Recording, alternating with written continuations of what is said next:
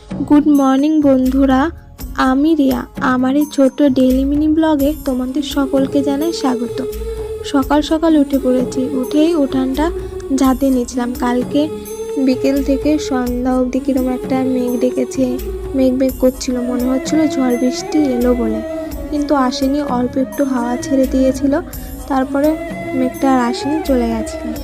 উঠান ঝাঁট দিয়ে চলে এসেছি চা বানাতে, কারণ বাসন মাজার কোনো ঝামেলা নেই আজ।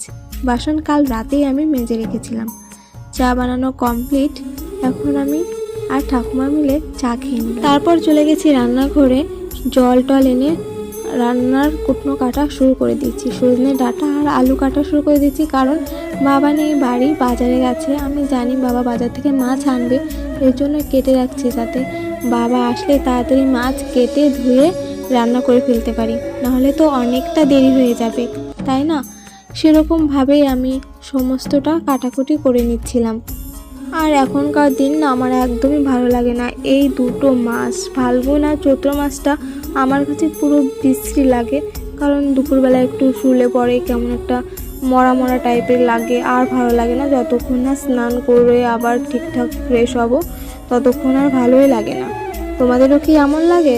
লাগলে অবশ্যই কমেন্টে জানাও। আর এই টাইমে অনেকেরই ঠান্ডা সর্দি এসব লেগে যায়। দেখো আমার সবজি কাটা কমপ্লিট মাছের তরকারির জন্য। আর দেখি বাবাও চলে এসেছে আর বাজারের ব্যাগটা আমাকে দিয়ে দিয়েছে। দেখি হ্যাঁ, বাবা মাছ এনেছে। আমি জানি বাবা মাছ আনবে, কারণ বাবা বাড়িতে বলে গেছিল আগে।